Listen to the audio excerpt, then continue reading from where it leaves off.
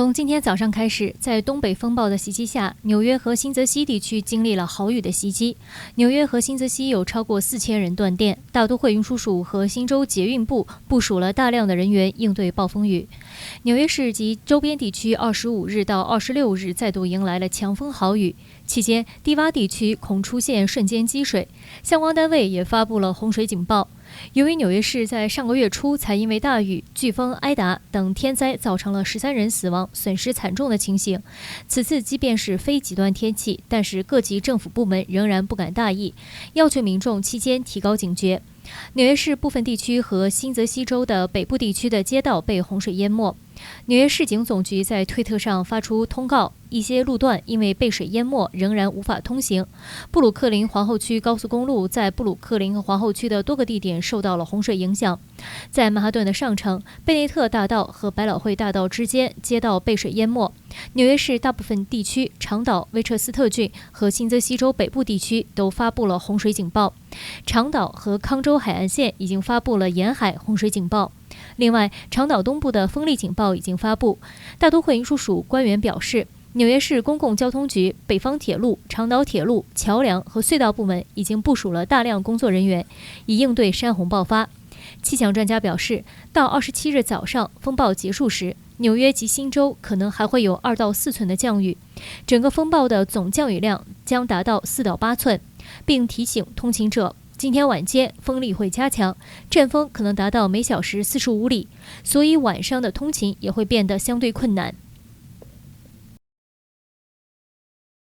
总统拜登昨天访问新泽西州，在演讲中继续宣传他的基础设施协议和教育议程。拜登在演讲中盛赞最近启动了一项耗资20亿元的项目，以取代一座100年铁路大桥，有助于解决列车延误的问题。拜登说，位于哈肯萨克河上面的门户大桥以南北连接新州以及纽约，在当时被认为是最先进的，但是现在这里已经被称为东北走廊的瓶颈。大桥可以打开以允许船只通过，但是偶尔会卡住并需要手动关闭。疫情前，每天有近20万人和450辆车过桥，一旦延误的话，可能会影响波士顿和华盛顿特区的交通。该项目在几年前设计并通过了环评，但是特朗普政府因为成本分摊问题而陷入了困局。今年较早的时候，终于获得了拜登政府的批准，在资金充足的情况之下，大约需要5年的时间完成。拜登指出，在提供安全的基础设施、幼儿教育和其他支持强劲经济的措施方面，美国已经落后于可比国家。在他的2.3万亿美元的计划中，部分法案将包括美国人享受2年免费学前教育和2年免费社区大学的教育，数百万家庭还有资格获得扩大的儿童保育补贴。此外，低收入大学生还将获得更多的联邦财政援助。它还包括为有孩子的家庭减税、增加劳动力培训和创造清洁能源就业的机会。10月25日，纽约市掀起了一场迄今为止最大规模的反对强制疫苗政策的抗议游行，包括消防员、医护人员、警察、教师等逾万名公务员参加了此次游行。纽约市针对市政工作人员的强制疫苗令，要求所有工作人员必须在本周五下午5点之前至少接种1剂新冠疫苗，否则将被安排放无薪假。阴性检测结果不能取代疫苗接种证明，但是基于医学或者宗教因素无法接种疫苗可被允许。昨天，上千名纽约人高举美国国旗和标语，抗议当局的强制接种政策。抗议活动的组织者表示，今天我们这座伟大城市的工人们站起来，抵制不合理的强制令。这是我们工人，是这座城市赖以生存的基础。没有这个基础，城市就会崩溃。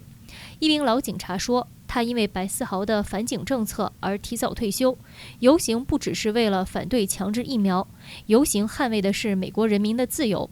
根据纽约市消防局的数据，纽约市17000名消防局员工中，仅有约60%接种了疫苗，远低于纽约市成人接种率的84%。为了激励员工接种疫苗，纽约市府员工如果在29日之前接种疫苗，将可以收到$500的奖励。白思豪的强制疫苗接种对象原本只有公职教师和医护人员，后来扩大到纽约市政府其余16万名公仆，当中有4万6千人截止到上周仍然没有接种疫苗。纽约市代表警察的最大工会纽约市警察工会25日表示，将对强制命令提起法律诉讼。一名涉及多起罪案的非洲裔歹徒25日下午1个小时之内在曼哈顿区连续抢劫。他先在联合广场的地铁站抢劫未遂之后开枪射击，造成受害者腿部中弹，随即又来到华埠杰尼路街的道明银行持枪抢劫，得手后逃逸。警方表示，联合广场的枪击案发生在下午5点左右，在一辆北向行驶的 N 线列车上，嫌犯接近了一名42岁受害者，要求其交出手机等随身物品，两人僵持不下，嫌犯开枪击中受害者的腿部之后逃逸，并未得手。警方称，该起枪案在14街站台引起骚乱，不少通勤客四散奔跑，场面到警方到场之后才得以控制。这名嫌犯在联合广场开枪之后并没有罢休，又到位于华埠的杰尼路街254号的一家银行抢劫。警方表示，他协同同一把枪走进大堂，当时一名华裔顾客正在柜台银行员工的帮助下以现金付信用卡账单。警方称，当时受害者感到身后有人距离很近，转头一看就看见枪口对准自己，随后便听到他说：“钱，给我更多的钱。”警方表示，这名华裔顾客的英文并不流利，但是银行柜员也在案发时慌了手脚，把顾客原本准备还信用卡的现金交给了嫌犯。嫌犯起先要求5万美元，但是拿到1000多美元现金之后，随即逃离现场。